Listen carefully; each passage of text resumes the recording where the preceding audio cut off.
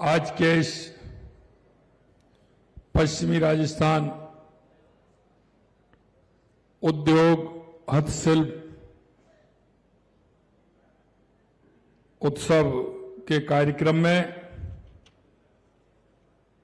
मंच पर विराजमान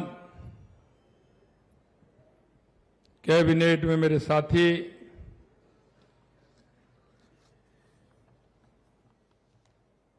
विधि एवं न्याय मंत्री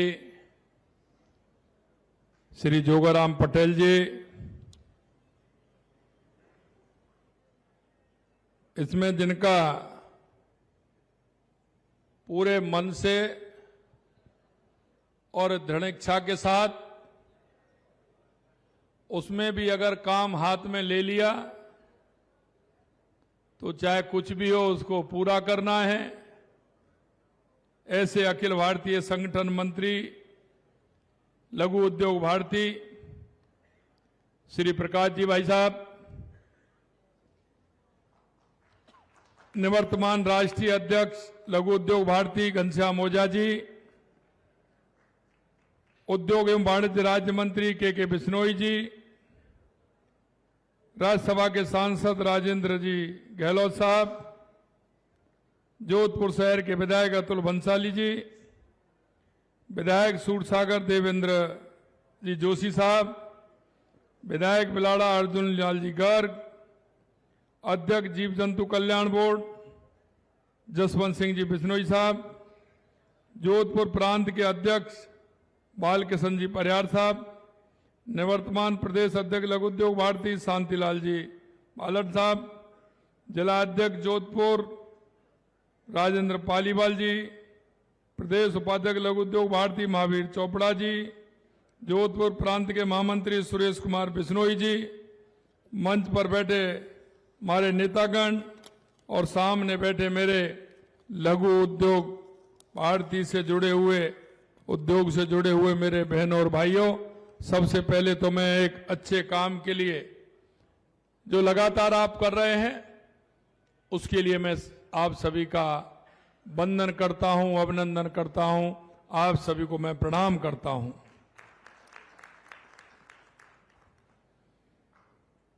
जोधपुर की इस धरती से सबसे पहले मैं मेहरानगढ़ के किले में स्थित चामुंडे माता को प्रणाम करता हूं, कुंज बिहारी मंदिर को प्रणाम करता हूं, महामंडलेश्वर महादेव जी को प्रणाम करता हूं, सिद्धेश्वर महादेव जी को प्रणाम करता हूं। ये हमारा ऐसा शहर है, लूनी नदी के किनारे बसा हुआ है, सांस्कृतिक भी, सामाजिक भी और ऐतिहासिक भी है। सबसे महत्वपूर्ण है कि जहां औद्योगिक इकाइयों के माध्यम से हस्तशिल्प के लिए प्रसिद्ध है, उसके माध्यम से जोधपुर ने अपनी पहचान देश में नहीं दुनिया में बढ़ाने का काम किया है। इसके लिए भी मैं आपको धन्यवाद देता हूं। आज हम सब पश्चिमी राजस्थान उद्योग हस्तशिल्प उत्सव में एकत्रित हुए हैं। वैसे तो इस अवसर पर मैं इतना कहना चाहता हूं कि जोधपुर वाले कहते हैं कि आप जोधपुर में इतने आते हैं कि जो जोधपुर के रहने वाले थे वो नहीं आते थे। कोई भी महीना ऐसा नहीं जाता है जिसमें एक दो बार मैं जोधपुर नहीं आ जाता हूं। निश्चित रूप से मुझे लगता है कि कहीं ना कहीं मेरा भी जोधपुर से कोई इस संभाग से पुराना कनेक्शन भी है, क्योंकि जब मैं यहां संगठन में काम करता था तो मैं जोधपुर संभाग का प्रभारी था। तो महीने में 8 दिन 10 दिन लगभग मैं जोधपुर संभाग में रहता था। और कभी कभी मैं जब प्रकाश जी भाई साहब आए थे तो मैंने ये कहा था कि आपको मेरे कार्यक्रम जोधपुर ही है। मेरे भाई साहब मैं जोधपुर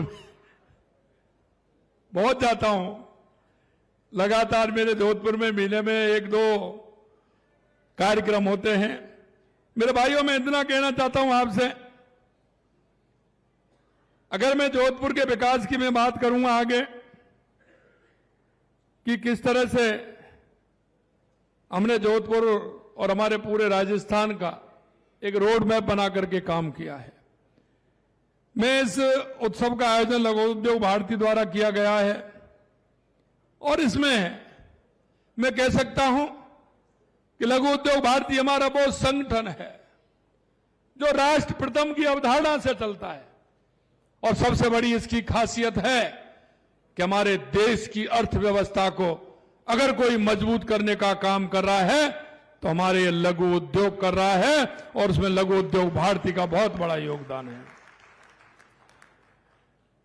क्योंकि जिस प्रेरणा से ये काम कर रहे हैं उनके जीवन में राष्ट्र के अलावा कुछ नहीं है। वो राष्ट्र को सर्वोपरि मानते हुए लगातार राष्ट्र की सेवा कर रहे हैं। एक नहीं, दो दो, तीन तीन, चार चार पीढ़ियां इस राष्ट्र के लिए समर्पित होकर के काम कर रहे हैं। ऐसे उद्योग भारती संघ जिस सेवा भावना से काम कर रहा है, निश्चित रूप से मैं उनको बहुत बहुत शुभकामनाएं देता हूं, बहुत बहुत मैं बधाई देता हूं। मित्रों, हमारे हस्तशिल्प ने एक साथ परंपरा और पहचान का संरक्षण किया है। क्योंकि पहले आप गांव में देखते थे हमारे छोटे छोटे उद्योगों के, जो गांव में लघु उद्योग हमारे चलते थे, वो हमारे गांव की अर्थव्यवस्था को मजबूत करने का काम करते थे, रोजगार देने का काम करते थे। उनके माध्यम से हर क्षेत्र की उनकी पहचान थी। मेले और हाट जो लगाए जाते थे गांवों के अंदर, वो इसीलिए लगाए जाते थे कि 10, 20, 50 किलोमीटर से 100 किलोमीटर से लोग अपना सामान लेकर के आते थे। मेले लगते थे, उनमें 10 दिन 15 दिन रहते थे। हाटें लगती थी, उस हाट में आते थे, वहां सामान का आदान प्रदान होता था और उस आदान प्रदान के अंदर इतनी ताकत थी कि वो हमारे एक दूसरे के सहयोग भी बनते थे और हमारे अर्थव्यवस्था को मजबूत भी करते थे। और जो हमें आवश्यकता की वस्तुएं होती थी, चाहे वो खाने की हो, ओढ़ने की हो, बिछाने की हो, घर के गृहस्थी की हो, उन सब से हम काम चलाते थे।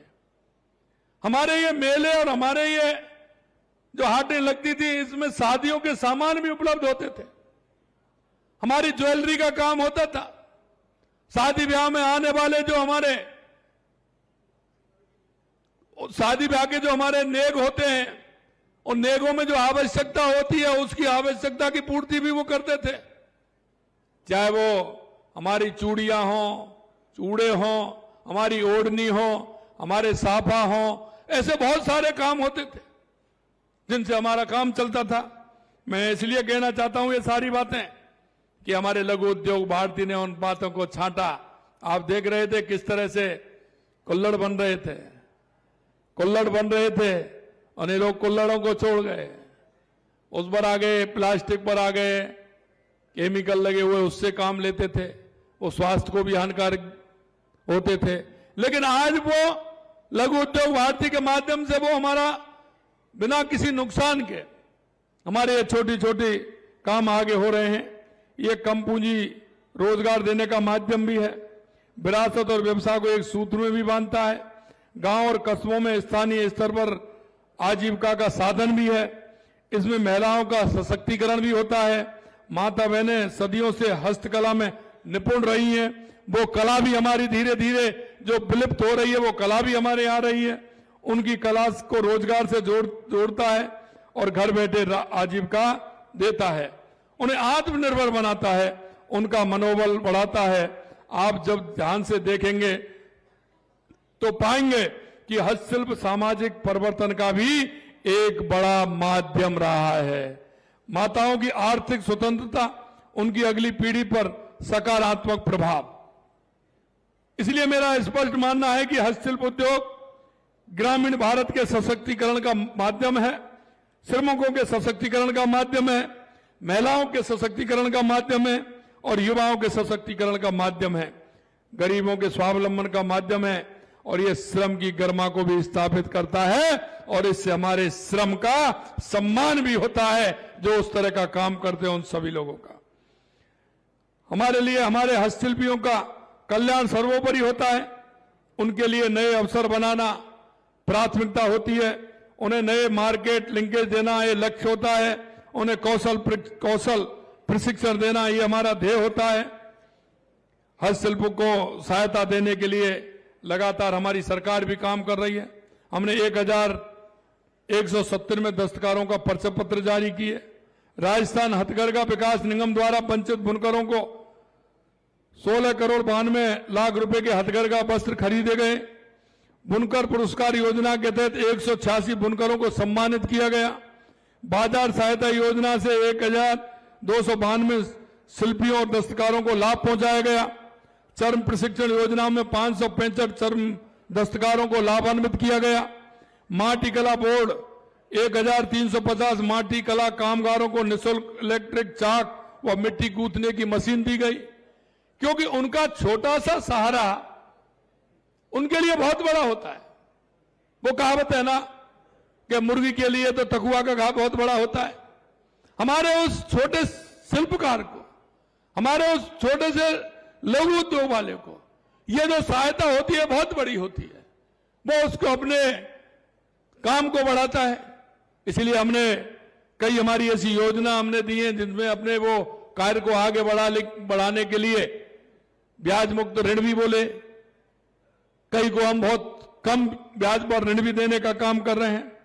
प्रधानमंत्री रोजगार सृजन कार्यक्रम में 877 ग्रामोद्योग इकाइयां स्वीकृत की गई हैं।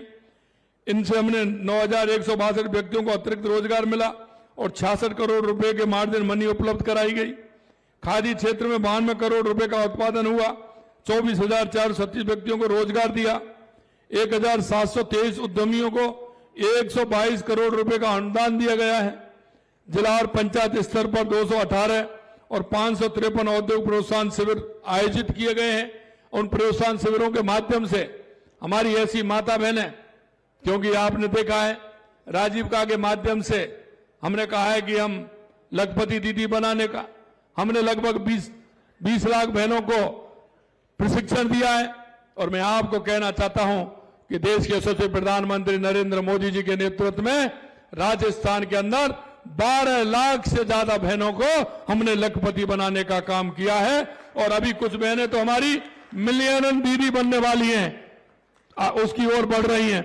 इसलिए मैं माता बहनों से भी कहना चाहता हूं, क्योंकि माता बहनों में हमारे में बहुत शक्ति है कि वो सुबह जग करके घर का काम भी करती हैं। ग्रामीण महिलाएं तो हमारे पशुधन का काम भी करती हैं, बच्चों को तैयार भी करती हैं, घर का खाना भी बनाती हैं, काम भी करने जाती हैं और वापस लौट करके आती हैं तो वो फिर काम में लग जाती हैं। शाम को सबसे लेट सोती हैं और सुबह सबसे जल्दी जगती हैं। इनको आर्थिक मजबूती कैसे प्रदान हो, वो अपने जीवन में आर्थिक रूप से कैसे मजबूत हो, लगातार हमारी सरकार उसके लिए भी काम कर रही है। पीएम विश्वकर्मा योजना में 21.73 लाख व्यक्तियों ने ऑनलाइन पंजीकरण कराया। 2.14 लाख लाभार्थियों को प्रशिक्षण प्रदान किया गया। 54,202 लाभार्थियों को ऋण स्वीकृत कर 50,111 लाभार्थियों को ऋण उपलब्ध कराया गया। कारपेंटर, मूर्तिकार, कुम्हार, राजमिस्त्री सहित 18 ट्रेडर्स के दस्तकारों को 5% ब्याज पर ऋण के साथ 2% अतिरिक्त अनुदान दिया जा रहा है, वो भी हम उनको दे रहे हैं। विश्वकर्मा युवा उद्यमी प्रोत्साहन योजना 3 सितंबर 2025 को अधिसूचित की गई। राजिंग राजस्थान हमारा विजन है और आपने देखा देश के यशस्वी प्रधानमंत्री नरेंद्र मोदी जी के नेतृत्व में हमने राजिंग राजस्थान पहली साल किया। पहली साल में ही हमारा 35 लाख करोड़ रुपए के एमओयू हुए। 8 लाख करोड़ से ज्यादा प्रोजेक्ट हमारे धरती पर उतर गए। और मैं आपसे कहना चाहता हूं मेरे भाइयों कि हमने जो युवाओं के सपनों की जो बात की थी, क्योंकि पिछली सरकार ने देखा युवाओं के सपनों को रोंदने का काम किया, युवाओं के सपनों को रोंदने का काम किया। हमने कहा नहीं, युवाओं को सपनों को पूरा करने का काम हम करेंगे। और हमने उसी समय घोषणा की थी 5 साल में 4 लाख सरकारी नौकरी देंगे, 6 लाख हम प्राइवेट नौकरियां उनको देने वाले हैं। लगातार हम काम कर रहे हैं। 92,000 नियुक्ति पत्र हमने दे दिए। 1,56,000 प्रक्रियाधीन है, आगे वैकेंसी निकलने वाली है। और प्राइवेट तौर पर भी हमने 2.5 लाख के लगभग उनको नियुक्ति पत्र देने का काम किया है, जो प्राइवेट सेक्टर में काम करने वाले हैं। और हमने कहा है कि 5 साल में 4 लाख सरकारी तो 4 लाख देंगे और 6 लाख हम प्राइवेट में देंगे, क्योंकि हमारा जो राजस्थान हुआ है इसमें जो बड़े बड़े उद्योग आ रहे हैं उनमें भी प्राइवेट स्तर पर जॉब दिए जाएंगे। लेकिन मैं युवाओं से एक बात और कहना चाहता हूं कि हम एक युवा पॉलिसी भी लेकर के आ रहे हैं, क्योंकि प्राइवेट क्षेत्र में किस तरह से हमारा युवा आगे बढ़े। हम युवाओं से आह्वान करना चाहते हैं कि वो नौकरी लेने वाला नहीं, राजस्थान का युवा नौकरी देने वाला बने। इसलिए युवा पॉलिसी के माध्यम से, हमारे छोटे छोटे उद्योगों के माध्यम से वो नौकरी देने वाला बनेगा। क्योंकि जीवन में आप सभी जानते हैं, आप भी जिस मुकाम पर पहुंचे हैं, पहली बार किसी ना किसी पहली सीढ़ी पर आपने पैर रखा होगा। मैं मेरे युवा भाइयों से कहना चाहता हूं, आप चिंता मत करिए, आगे बढ़िए, निजी क्षेत्र में भी आगे बढ़िए, पहली सीढ़ी पर पैर रखिए, मंजिल अपने आप आ जाएगी, आपको चिंता करने की जरूरत नहीं है। राज्य उद्योग मित्र पोर्टल 3266 एमएसएमई उद्योगों को प्राप्ति प्रमाण पत्र जारी किए गए। इसमें सूक्ष्म श्रेणी के 1844, लघु श्रेणी के 895, मध्यम श्रेणी के 527 उद्यम शामिल हैं। राजस्थान एमएसएमई नीति 2024 को 8 दिसंबर 2024 को अधिसूचित किया गया है। मुख्यमंत्री लघु उद्योग प्रोत्साहन योजना के तहत 7,800 आवेदक के ऋण स्वीकृत किए गए हैं। 7,186 आवेदकों को लगभग 2,000 करोड़ रुपए का ऋण वितरित किया गया है और 436 करोड़ रुपए का ब्याज अनुदान दिया गया है। रिको उद्योग द्वारा 31 औद्योगिक क्षेत्रों की स्थापना के लिए 2,862 करोड़ रुपए की स्वीकृति की गई है। लगातार जब तो हम आए हैं, क्योंकि हमने राजस्थान किया है, लेकिन बाहर से आने वाले उद्योगपति के लिए हम किस तरह से करेंगे। हमने 31 उद्योग क्षेत्रों की स्थापना की है। 37 नवीन उद्योग क्षेत्रों की स्थापना कर भूखंड आवरण के लिए खोले जा चुके हैं। जोधपुर के बोरानाड़ा विस्तार क्षेत्र में 161.75 एकड़ पर हैंडीक्राफ्ट और फर्नीचर पार्क विकसित किया गया है। चित्तौड़गढ़ और बीकानेर में 2 श्रमिक जोन विकसित किए जा रहे हैं। राजनिवेश पोर्टल में 234 प्रस्तावों को स्वीकृति दी गई, जिनका प्रस्तावित निवेश 10.483 करोड़ रुपए है। और मैं ये भी कहना चाहता हूं, राजस्थान निवेश प्रोत्साहन योजना 2024 को 8 अक्टूबर 2024 को अधिसूचित किया गया है। 3,387 प्रकरणों में स्टाम्प ड्यूटी, भूमि रूपांतर से संबंधित पात्रता प्रमाण पत्र जारी किए गए हैं।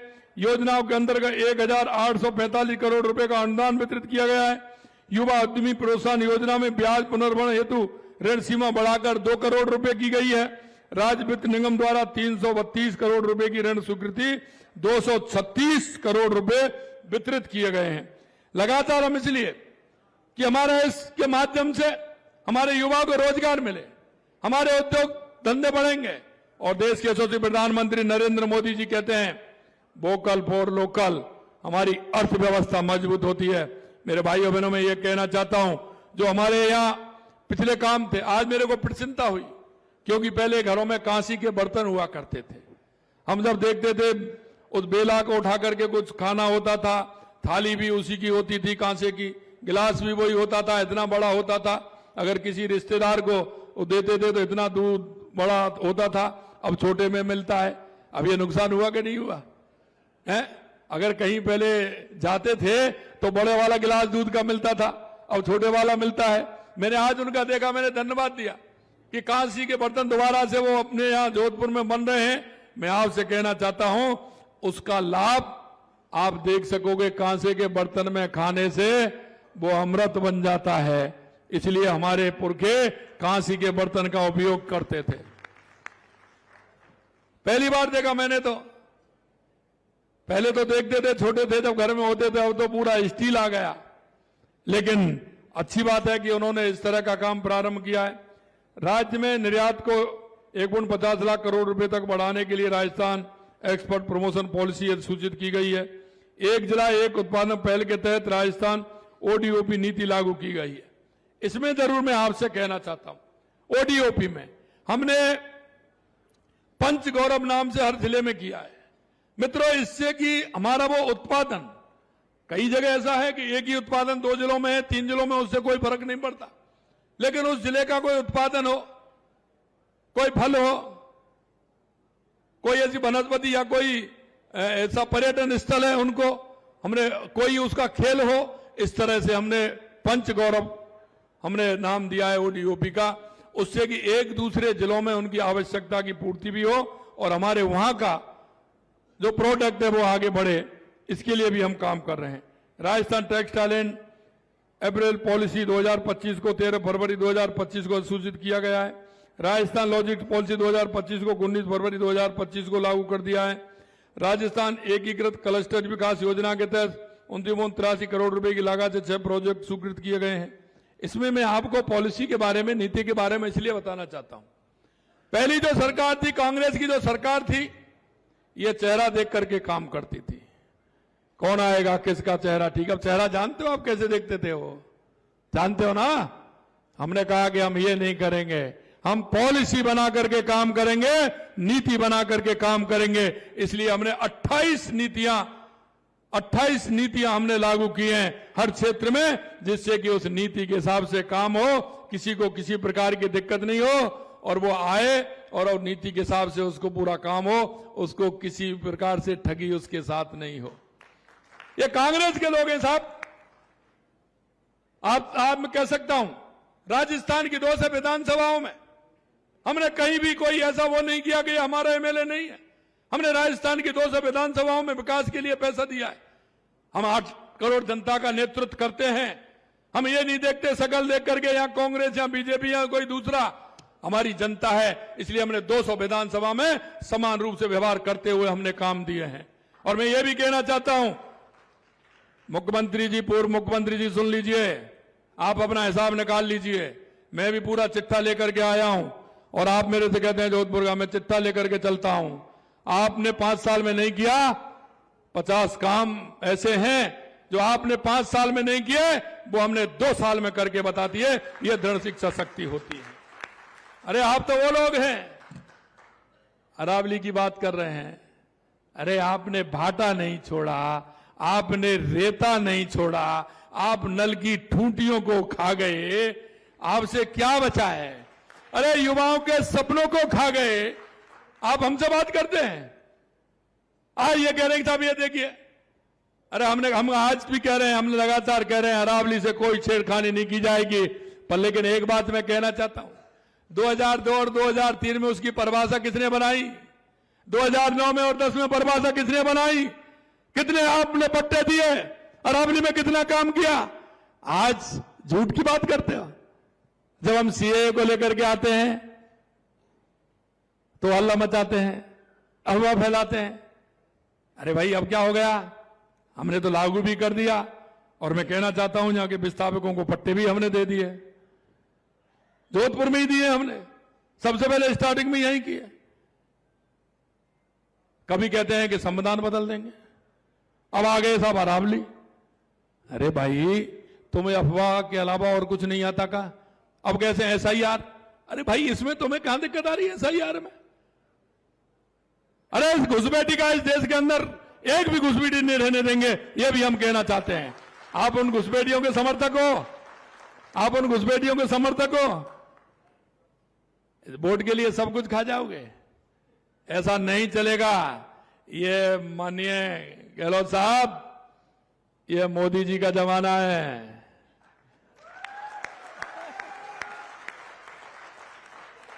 और मैं फिर कह रहा हूं, मोदी जी कहते हैं ना, खाऊंगा ना खाने दूंगा, और अगर खा लिया तो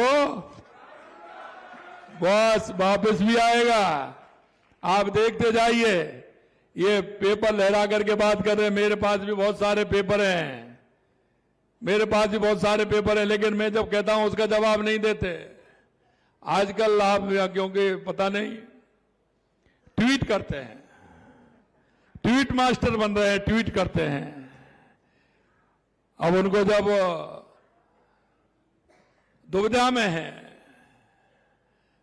है वो क्या करें? अरे जादू चल गया, अब चलने वाला नहीं है।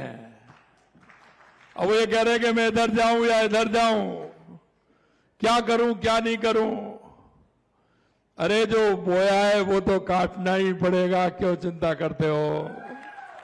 इसलिए मैं कहना चाहता हूं मेरे भाई और बहनों, हमारी सरकार जिस संकल्प पत्र को लेकर के आपके बीच में आई थी, 2 साल पहले जो आपने विश्वास किया था और हम आपके पास इस संकल्प पत्र को लेकर के गए थे, आज हम कह सकते हैं कि वो संकल्प पत्र को 70% हमने पूरा 2 साल के अंदर किया है। और आपको यह भी विश्वास दिलाना चाहते हैं कि जिन वादों को लेकर के आपके बीच में गए, हम एक भी वादे को छोड़ने वाले नहीं हैं। जहां हम जाते हैं वहां हमें एक्स्ट्रा कुछ बताते हैं, क्योंकि हम गरीब को गणेश मान करके पूजा करते हैं, और जब गणेश मान करके पूजा करते हैं तो वो जो काम बताएंगे निश्चित रूप से आप चिंता मत करिए, उसको भी हम पूरा करेंगे, किसी प्रकार की दिक्कत नहीं आने देंगे। विशेषकर मैं युवाओं से कहना चाहता हूं, क्यों मुझे पता है युवा हमारा हताश था, निराश था, उनके सपनों को चूर चूर कर दिया था। लेकिन मैं आपसे पूछना चाहता हूं, 2 साल में एक भी पेपर लीक हुआ क्या? 296 पेपर हुए, एक भी पेपर लीक हुआ क्या? और गहलोत साहब, तुम्हारे जमाने के 396 लोग जेल के अंदर हैं, 396 लोग जिन्होंने युवाओं के साथ कुठाराघात किया है। और अभी अब और देखते जाइए क्या होता है। जिसने गलत किया है उसको किसी को छोड़ने वाले नहीं है। कांग्रेस सिर्फ लूट और झूठ की राजनीति करती है, अफवाह की राजनीति करती है। कांग्रेस के सिर्फ भ्रष्टाचार और तुष्टीकरण के आधार पर चलने वाली है। अगर इस देश को अगर किसी ने भ्रष्टाचार दिया, भ्रष्टाचार की नींव लगाई, तो इस कांग्रेस के लोगों ने लगाई, कांग्रेस के लोगों ने लगाई। हम किसी भी प्रकार का भ्रष्टाचार नहीं होने देंगे। अंत में मैं इतना कहना चाहता हूं कि मेरे पास कहने को तो बहुत है, आप मेरे जोधपुर का हिसाब दे देना। मेरे 2 साल में किया है, पिछले 2 साल का हिसाब लेकर के आ जाना। 2 साल में हमारी 4 विधानसभा जोधपुर शहर की हैं, 4 लगती हैं। इन जोधपुर शहर की 4 विधानसभाओं का हिसाब दे रहा हूं, अपने 2 साल निकाल लेना। जब आप मुख्यमंत्री बने थे पिछली बार, 2 साल निकाल लेना और मेरे निकाल लो। मैं आपको मेरे भाइयों बहनों पे विश्वास दिलाता हूं, हम किसी भी प्रकार की कोई कोर कसर नहीं छोड़ेंगे।